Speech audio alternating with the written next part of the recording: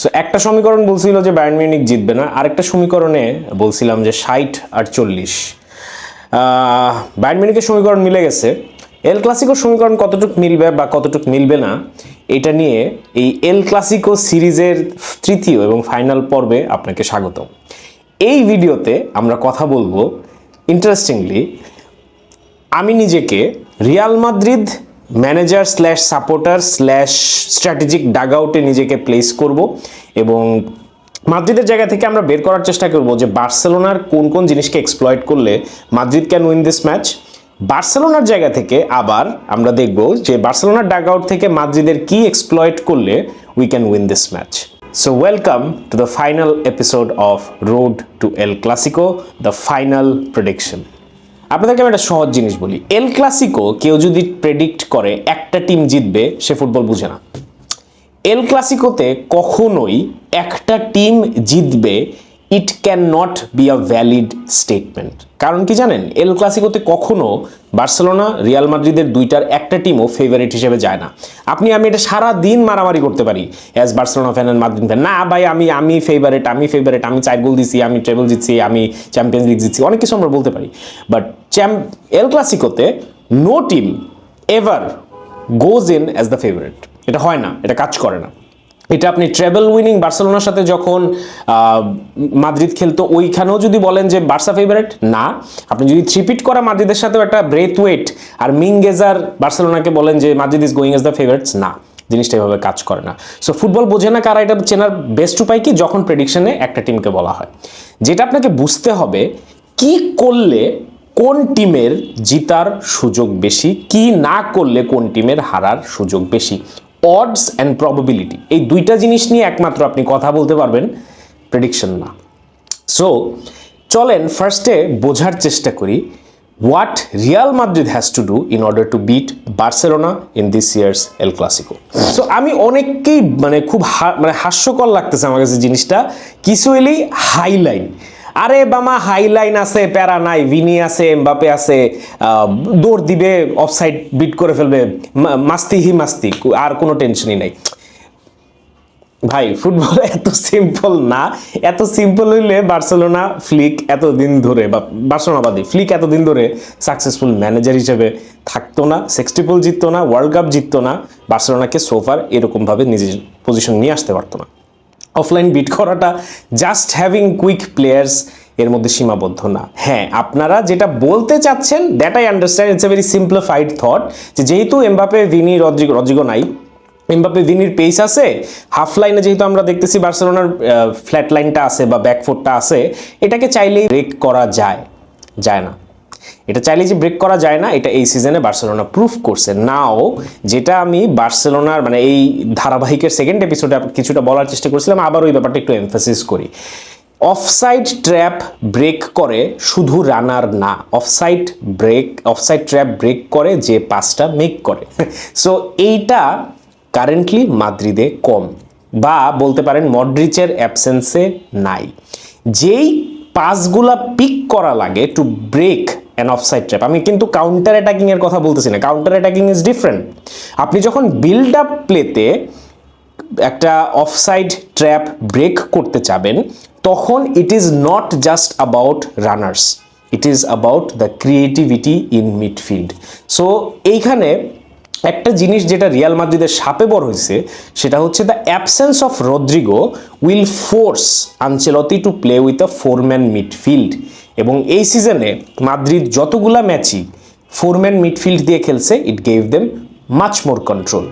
এবং যদি এই অফসাইড ট্র্যাপ নিয়ে যে এত মানুষ আলাপ করতেছে, এটাকে অ্যাকচুয়ালি ইফেক্টিভলি এক্সপ্লয়েট করতে হয় রিয়াল মাদ্রিদের জায়গা থেকে, সেই ক্ষেত্রে ইউ নিড টু হ্যাভ মিডফিল্ডে ওই প্লেয়ারগুলা যারা পাসটা মেক করতে পারবে in order to Vini and Mbappe to make those runs. Otherwise সারাদিন ভিনি এমবাপে খালি যদি দৌড়ায় উপরে নিচে করে, কোনো লাভ নাই।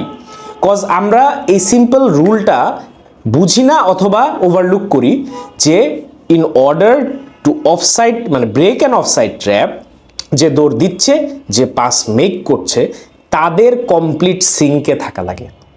এবং জাস্ট লাইক একটা পুরো ব্যাকলাইনের সিঙ্কে থাকা লাগে to execute a proper offside trap, maker runner দুইজনেরই সেম লেভেলের সিঙ্কে থাকা লাগে এবং এইটা করার জন্য you need players like Arda Guler, you need players like Luka Modric, cause Valverde is not a creative midfielder. অনেক প্রাওয়েস আছে, improving brilliant midfielder, but he is not Kroos, he is not Luka Modric, ওই প্রোফাইলের রিপ্লেসমেন্টও হবে না। So সেটা যদি না হয়, কারা আছে? আমার মনে হয় মডরিচকে স্টার্ট না করানোর কোনো সুযোগই নাই মাদ্রিদের জায়গা থেকে। It would be absolutely suicidal. এবং যদি এটা মাদ্রিদ সামহাও না করে, আনচেলত্তি যদি এটা না করে, ফার্স্ট হাফে Barcelona is going to kill this game of and Real Madrid cannot make a come back this time. Cause এই মেন্টালিটি নিয়ে যদি মাদ্রিদ যায় বার্সেলোনার সাথে এই ম্যাচে, যে আমরা সেকেন্ড হাফে খেলা বের করে আনবো, it will not work. Madrid has to take control of this game in the first half, এবং এইটা মাদ্রিদের জায়গা থেকে সবচেয়ে বড় চ্যালেঞ্জ হবে। এবং এটা একই সাথে মাদ্রিদ সবচেয়ে বেশি এক্সপ্লয়েট করতে পারবে বার্সেলোনার, কারণ ফার্স্ট হাফের শুরুর দিকে we have scene Barcelona being সবচেয়ে শেকি।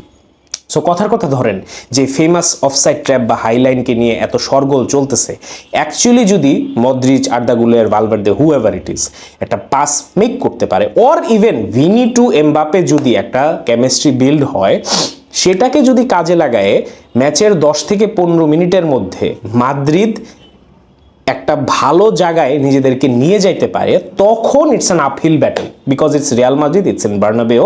I see it difficult for Hansi Flick's team, regardless কতটা ওয়েল ড্রিলড, রিগার্ডলেস কতটা কনফিডেন্স এখন আছে, দিজ আর ইয়াং প্লেয়ার্স, এবং ওদের এল ক্লাসিকোর এক্সপিরিয়েন্স অলমোস্ট নগণ্য।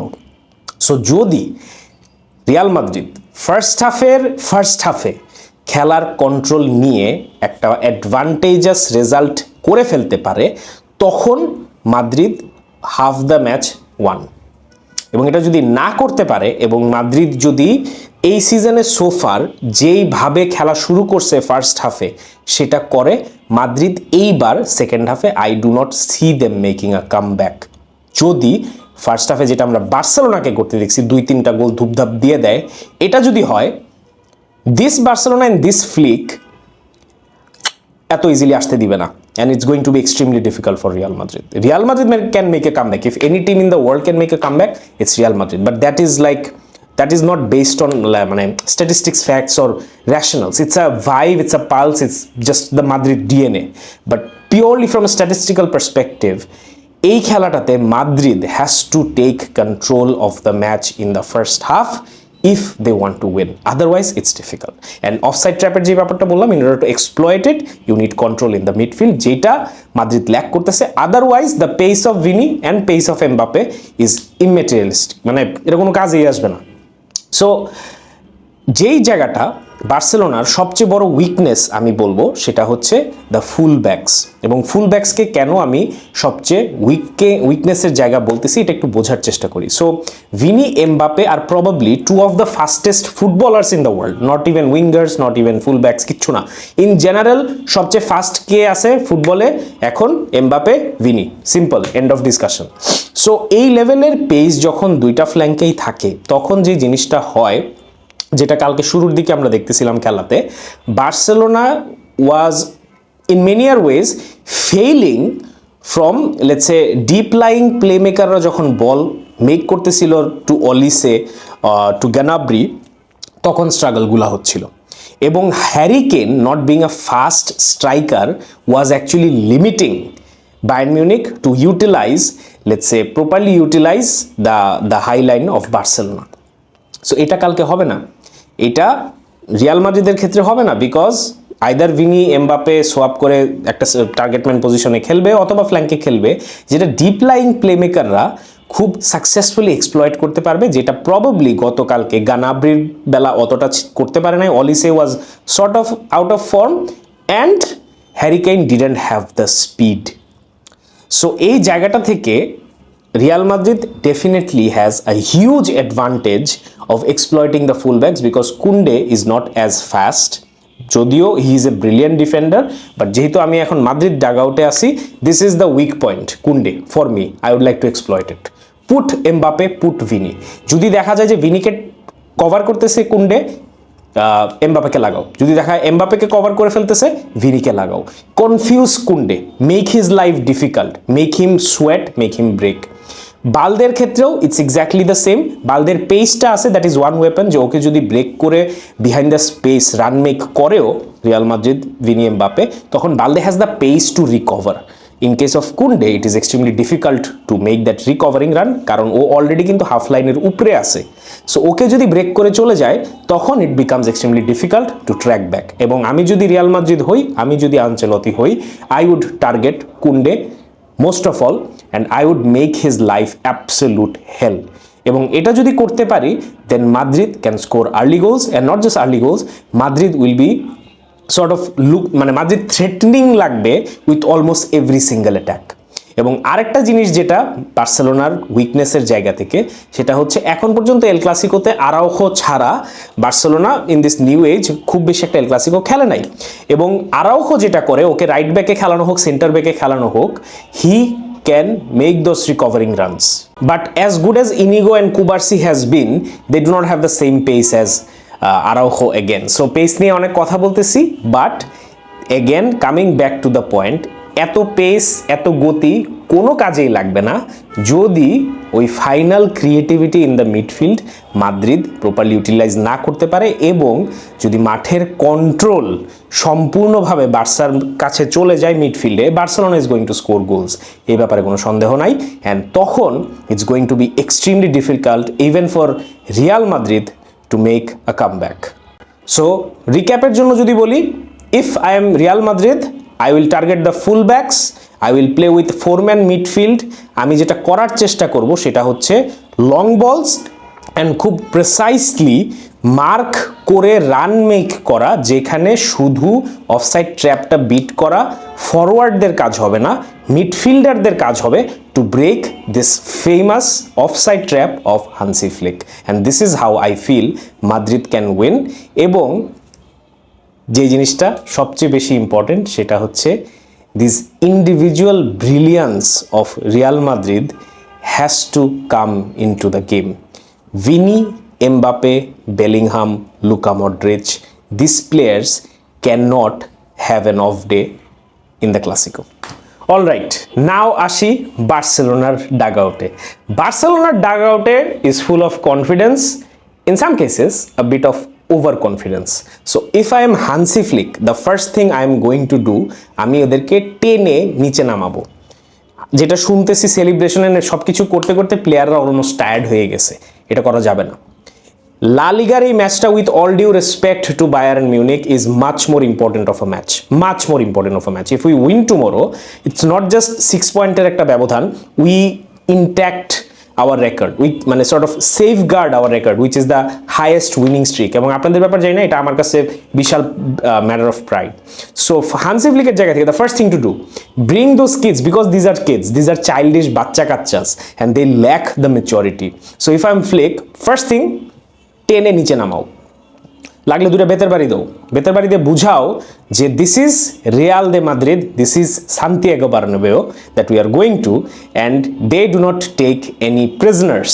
সো দিস ইজ সাইকির জায়গা থেকে। Now let's come to the tactical part of things. Real মাদ্রিদের এই সিরিজের ফার্স্ট এপিসোডে রিয়াল মাদ্রিদের ব্যাপারে আমি যে জিনিসটা বলছিলাম সেটা হচ্ছে associative game play, right? Real Madrid does not play as a collective team. Real Madrid does not require to play as a collective team.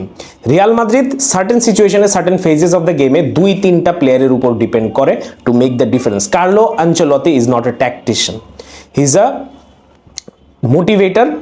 He's a coach who believes in the individual talent and promise of players. এবং এটা Flick can exploit. So if I am Flick, আমার just 2টা প্লেয়ারকে থামাইতে হবে, আমার just 2টা Madrid প্লেয়ারকে make sure করতে হবে they do not get to do their usual stuff. 1 Luka Modric, 2 Vinicius Junior. কেন এই 2টা প্লেয়ার স্পেসিফিক্যালি? এমবাপেকে নিয়ে আমি বদার্ড না। ইভেন ইফ এমবাপে স্কোরস আ গোল, একটা ব্রিলিয়ান্ট গোল যদিও করেও ও ইন্ডিভিজুয়াল ব্রিলিয়ান্স থেকে, Mbappe for me is not as big of a threat as these 2 players. He is an amazing player, he is one of the best in the world, but ইনফ্লুয়েন্সের জায়গা থেকে, ডেঞ্জারের জায়গা থেকে, ক্যালিবারের জায়গা থেকে and পেনিট্রেশনের জায়গা থেকে the kind of danger Vini and Modric can create it's significantly higher than Mbappe এবং কেন এই পিক এন্ড চুজটা আমি করতেছি এটার একটা রিজন আছে। পিক এন্ড চুজ করতে হবে আপনাকে। যেই 4-5টা প্লেয়ার মাদ্রিদের আছে, বেলিংহাম, ভিনিসিয়াস, এমবাপে, রদ্রিগো এখন নাই, মদ্রিচ, ভালভের্দে, যত নামই বলেন না কেন, you can not put a marker on all of them. You can not say to Pedri, Casado, Fermin, de Jong, however is playing যে তোমাদের কাজই হচ্ছে এদেরকে থামানো। You can not do that.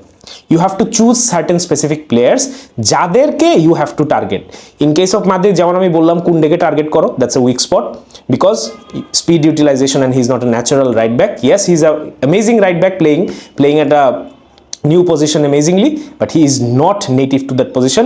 Use that knowledge to your strength.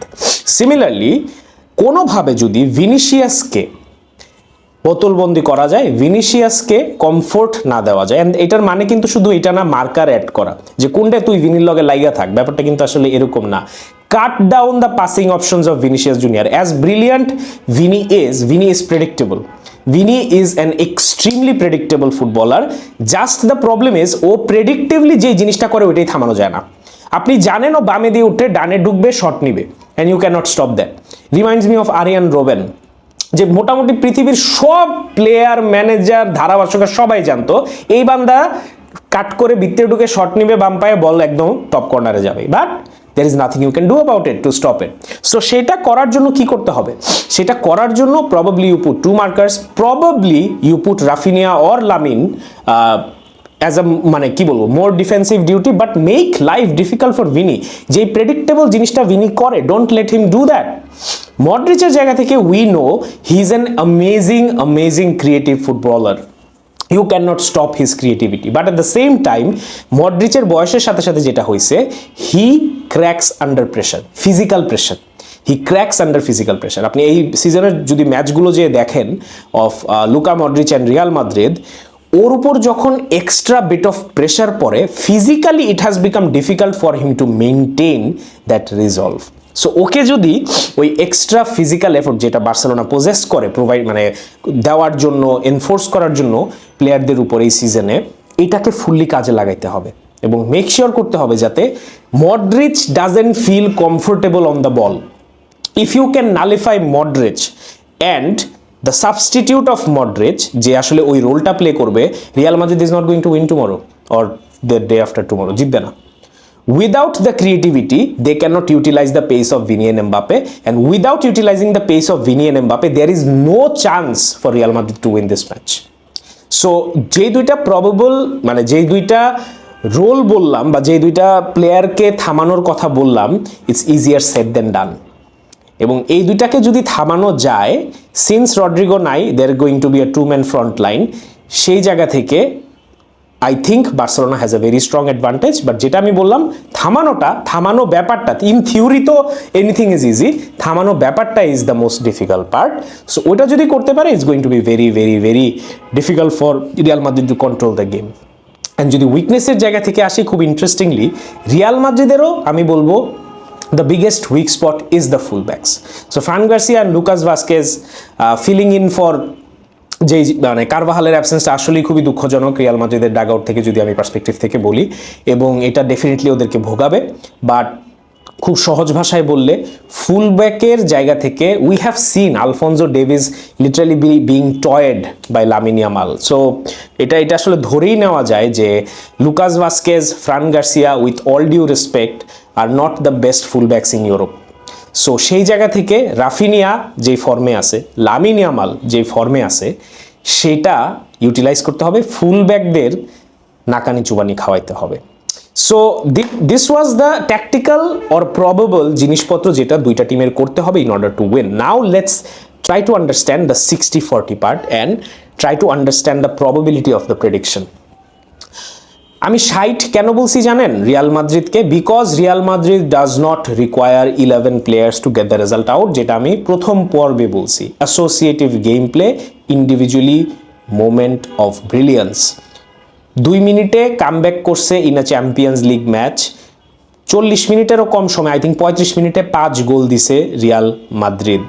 First হাফে যেই team entirely dominate করছে, second হাফে ওই টিম দেখাই যায় নাই। And this is the strength of Real Madrid, this is the unpredictability of Real Madrid.